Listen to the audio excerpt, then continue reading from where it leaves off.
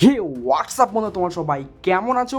আশা করি সবাই ভালো আছো। তো আজকে একটু আলোচনা করবো আইপিএল আপডেট নিয়ে। তো প্রথমেই বলি মোহাম্মদ সামির কথা। মোহাম্মদ সামি কি 2025-এ মেগা অকশনে আসবে কি আসবে না সেটা নিয়ে আজকে এই ভিডিওতে আলোচনা করবো। তাছাড়া কে আর কলকাতা নাইট রাইডার্সে মোহাম্মদ সামি দিয়ে কি টার্গেট করতে পারে সেটাও নিয়ে আজকের এই ভিডিওতে আমরা আলোচনা করবো। তাছাড়া গুজরাট টাইটান সে কি মোহাম্মদ সামিকে ফের রিটার্ন করতে পারে এই মেগা অকশনে সেটা নিয়ে আজকে এই ভিডিওতে আমরা আলোচনা করবো। তো প্রথমেই বলি যে মোহাম্মদ সামি তার ফিটনেস নিয়ে কতটা গুরুত্ব দিচ্ছে। আমরা দেখেছি 2023-এ মোহাম্মদ সামি কিন্তু বিশ্বকাপ চলাকালীন কিন্তু তার চোট পেয়েছিল। তো সেখান থেকে সে মোটামুটি তাকে একটু বিরতি দিয়েছে, দেওয়ার পরে মোটামুটি একটা বছরের মধ্যে তাকে আর কোথাও দেখতে পাইনি, বা কোনো টি-20 সিরিজ বা বিশ্বকাপ সিরিজ বা ওডিআই সিরিজ সেখানে কিন্তু আমরা দেখতে পাইনি। তাছাড়া আমরা আরও দেখেছি এই যে 2024-এ যে অস্ট্রেলিয়া সিরিজটা খেলতে যাবে ভারত, সেখানে কিন্তু মোহাম্মদ সামির কিন্তু কোনো নাম আসেনি। সে কিন্তু বলেছে যে আমার ফিটনেস নিয়ে আমি পুরোটাই ঠিকঠাকই আছি।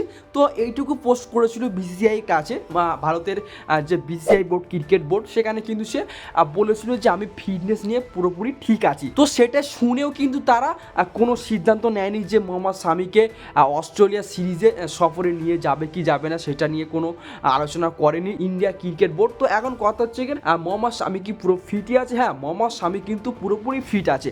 সে একটা পোস্টের মাধ্যমে জানিয়েছে যে আমি পুরোপুরি আমার ফিটনেস নিয়ে পুরো ঠিকই আছে। তো এখন কথা হচ্ছে কি ঠিক থাকা সত্ত্বেও অস্ট্রেলিয়া সিরিজে তাকে কিন্তু নেওয়া হয়নি, দলের মধ্যে যোগ দেওয়া হয়নি। তো এখন কথা হচ্ছে কি মোহাম্মদ সামি আইপিএল মেগা অকশনে কি নাম দিতে পারে? অবশ্যই আইপিএল মেগা অকশনে নাম অবশ্যই দেবে। তাছাড়া আজ এই বুধবারে মোহাম্মদ সামি কিন্তু রঞ্জি ট্রফিতে কিন্তু প্রবেশ করছেন। তো আজকের কিন্তু রঞ্জি ট্রফির পক্ষে তার বিরুদ্ধে যে টিমটা রয়েছে সেটা হচ্ছে মধ্যপ্রদেশের বিরুদ্ধে রঞ্জি ট্রফি খেলবে। তো আজ বুধবার সে খেলবে। অবশ্যই তার ফিটনেসটা অবশ্যই সব আইপিএল দল অবশ্যই তাকিয়ে থাকবে যে মোহাম্মদ সামির মতো একটা পেস বোলার যে এই রঞ্জি ট্রফিতে ভালো খেলে কি খেলে না, এবং সব থেকে বড় কথা হচ্ছে কি তার ফিটনেস নিয়ে কিন্তু সব আইপিএল দলগুলো কিন্তু অবশ্যই তাকিয়ে থাকবে আজ বুধবার। তো এখন কথা হচ্ছে কি গুজরাট টাইটান্স মেগা অকশনে মোহাম্মদ সামিকে রিটার্ন করতে পারে, সেটা একটা বড় কথা রয়ে গেছে।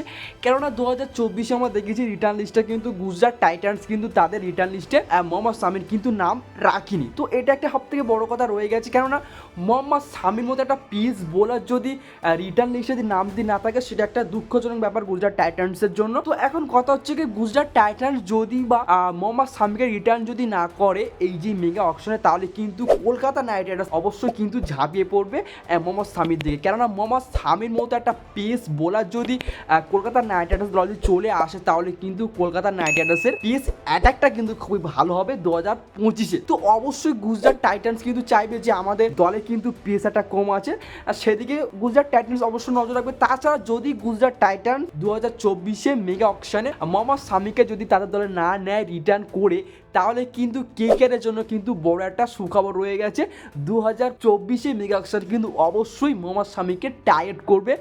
এক নম্বর টার্গেট কিন্তু অবশ্যই মোহাম্মদ সামির উপরে থাকবে, কেননা মোহাম্মদ সামি কিন্তু 2023-এ ওডিআই বিশ্বকাপে কিন্তু দুর্দান্ত একটা পারফরমেন্স করেছিল, আমরা সবাই দেখেছি। একদম ঝাক্কাস করে কিন্তু খেলা করেছিল 2023-এ বিশ্বকাপে। তো অবশ্যই কেকেআর কিন্তু তার দিকে লক্ষ্য রাখবে, কেননা মোহাম্মদ সামি কিন্তু একটা পেস অ্যাটাক, তাছাড়া কিন্তু ভালো একটা বলিংও করে, নতুন বলে সুইং করে কিন্তু উইকেট নেয়, সেটা একটা ভালো কথা। তো এখন কেকেআর মেগা অকশনে কি করে মোহাম্মদ সামির জন্য সেটা একটা বড় কথা রয়ে গেছে। তো এই ছিল মোহাম্মদ সামিকে নিয়ে ছোট্ট একটা আপডেট। যদি ভিডিওটা ভালো লেগে থাকে অবশ্যই ভিডিওতে লাইক করবেন এবং চ্যানেলকে অবশ্যই সাবস্ক্রাইব করবেন এবং পাশে থাকা বেল আইকনকে অবশ্যই অন করে দিয়ে আমাদের সাথে থাকবেন। দেখা হচ্ছে নেক্সট আর একটা এরকম ভিডিওতে। ততক্ষণ পর্যন্ত ভালো থাকবেন, সুস্থ থাকবেন, টাটা, বাই বাই।